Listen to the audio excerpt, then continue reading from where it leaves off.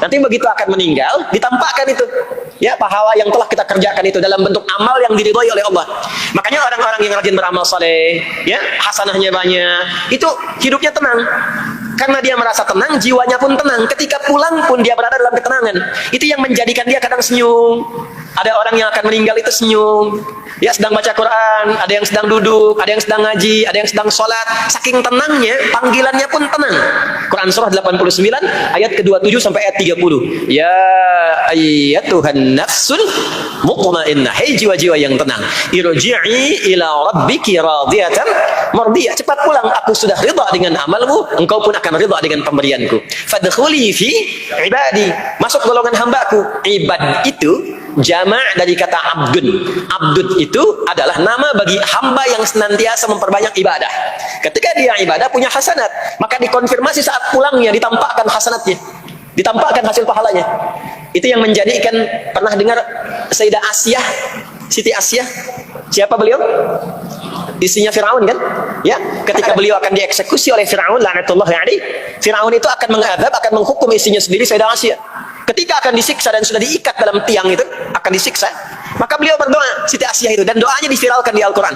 Rabbi bennili indaka baitan fil jannah wa najjini min fir'auna wa amali. Ya Allah, aku telah berislam, mempertahankan akidahku saat ini sampai dengan sekarang. Maka mohon ya Allah, berikan kepadaku anugerah di surga nanti, bangunkan satu istana di surga. Dan selamatkan aku dari buruknya siksa Fir'aun sehingga menjadi tanda bagi orang-orang yang akan beriman, bahwa beriman itu menyenangkan. Maka apa yang terjadi? Saat sakaratul maut itu ditampakkanlah oleh Allah istana di surganya. Maka dia tersenyum. Dalam senyum itu Fir'aun kan gak ada imannya. Maka mulai menghardi, kata Fir'aun, ini perempuan mau dieksekusi kok malah senyum. Dia nggak tahu kalau dalam keadaan itu surganya sedang ditampakkan, istananya ditampakkan. Maka meninggallah beliau dalam keadaan sedang menatap istana surganya. Ya, dan berhasil wafat dalam husnul khatimah, dan Fir'aun tidak mencelakai, tidak menghukum, tidak menyiksa beliau itu kecuali dalam keadaan sudah wafat. Ya, ini tak terasa lagi. Itulah orang-orang yang saleh, orang-orang yang punya banyak hasanah, ditampakkan sakaratul mautnya, lalu dihisab, nanti baru dikonfirmasi.